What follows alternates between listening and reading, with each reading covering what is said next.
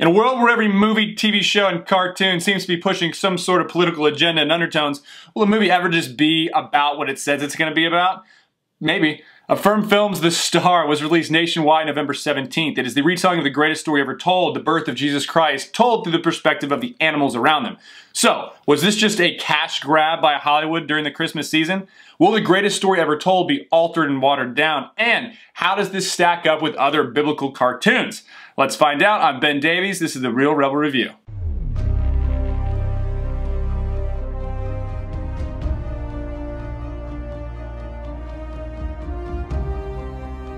So The Star was made for about $20 million opening weekend and grossed $10 million, directed by Timothy Reckert.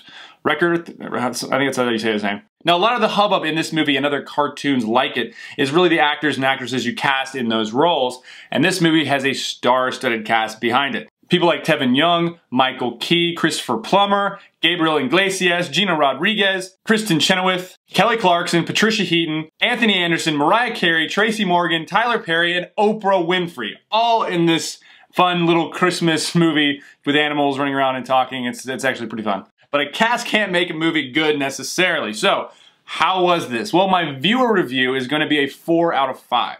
Now, of course, this is impossible for me not to be a little bit biased because this is the retelling of the birth of Jesus Christ. But just being in the seats and listening to the people, I chuckled along with them. I was getting teary-eyed along with them as well. You really have a draw and connection with all the characters, the way they bounce them up. They're fun, you root for them, it's entertaining, it's fast, there's comedy, and because of the eternal ramifications of this moment, obviously I was really invested the entire time. Ted Baer, the CEO of Movie Guide, told me once that if you can make an audience laugh and cry, you've made a good movie. And it's really hard to argue against that. I mean, you laugh because Bo, the awkward donkey, and his best friend Dave, the masculine dove, just go through so many shenanigans throughout it. You root for them the entire time. And there really are some emotional beats that land throughout it. People in the audience will relate to wanting to break away from literally living a life walking in circles, to break away and be called to something higher, to be a part of something greater. Like I said, it's fun, it's an hour and a half, it's entertaining, it's clean, it's enjoyable, it's a great family film, and a very solid retelling of the biblical story of the birth of Jesus Christ. Now, there are a few places in this movie where it does slow down. There's 2 places where things are just happening to happen. It takes a while for it to pick up, but you jump right back in the story when you do. So I'm not gonna give it a 5 out of 5, but a 4 out of 5 is still solid. I highly suggest anyone go see it with their family over the holiday season. Now, as a critic, I'm gonna give it a 4 out of 5. And I'm going to do that for a few reasons, but first, this movie did what it was supposed to do. The stories move, the characters are all different and interesting, they're funny, they're charismatic, they're entertaining to watch. Each one of the characters' motivations make sense, you believe it the entire time, and the symbolism is clear but not overwhelming when they talk about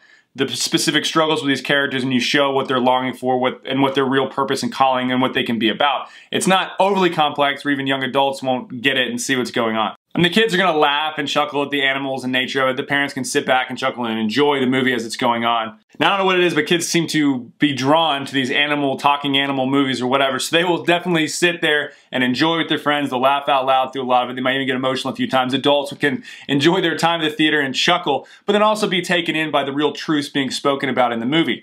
The movie, like I said, did a good job of putting symbolism in the movie and things you can relate to, even if you're not a Christian, even if you don't know the story entirely. We all know what it's like to literally feel like you're locked into a cycle, like a continuous cycle going all, without spoiling the movie, this is kind of what happens during the movie, but like getting locked into a cycle and feeling like, okay, maybe if I break out of here and achieve this one thing, then this is going to be the ultimate for my life.